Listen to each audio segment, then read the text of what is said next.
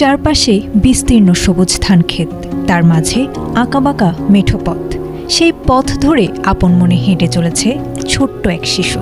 কোনো ভয় নেই, নেই কোনো তাড়া, ঠিক যেন রূপকথার বইয়ের পাতা থেকে উঠে আসা কোনো গল্প, যা চোখের সামনে জীবন্ত হয়ে ধরা দিয়েছে।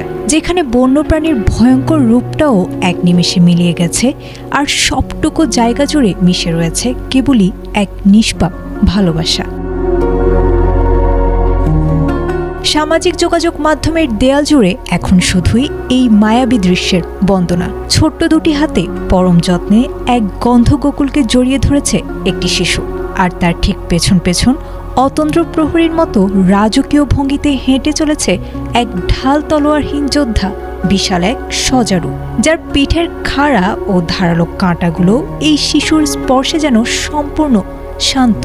বন্যপ্রাণের সাথে এই অভাবনীয় সখ্যতা দেখে নেটিজেনরা তাকে আখ্যা দিয়েছেন ডিজনি প্রিন্সেস বা অরণ্যের রাজকন্যা।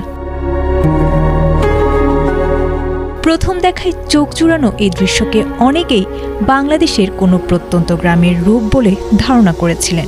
সঠিক প্যাড আর সঠিক তথ্য দিয়ে এসব সামলে নিব এক হয়ে। Monalisa sanitary napkin. দেশীয় অনেক গণমাধ্যমেও একে প্রচার করা হয়েছিল গ্রামীণ বাংলার চিরচেনা দৃশ্য বলে। তবে সত্য সন্ধানে জানা গেল ভিন্ন এক গল্প। ভৌগোলিক সীমানার হিসেবে এই অপরূপ প্রান্তরের অবস্থান বাংলাদেশে নয়, বরং ভারত মহাসাগরের দ্বীপরাষ্ট্র শ্রীলঙ্কায়।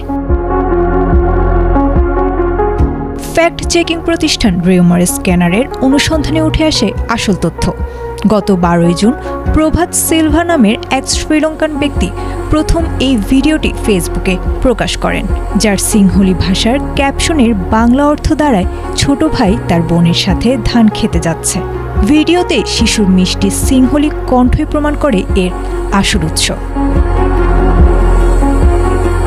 কাগজে কলমে দৃশ্যটি লঙ্কা দ্বীপের হলেও বন্যপ্রাণী ও মানুষের এই নিঃশর্ত ভালোবাসার কোনো কাঁটা তার হয় না। স্থান যাই হোক, প্রকৃতির বুকে এই শিশুর অভয় অরণ্য গড়ার গল্পটি বিশ্বজুড়ে মানুষের হৃদয় যেন ছুঁয়ে গেছে এক অদ্ভুত প্রশান্তিতে। আয়েশা আক্তার, ATN বাংলা।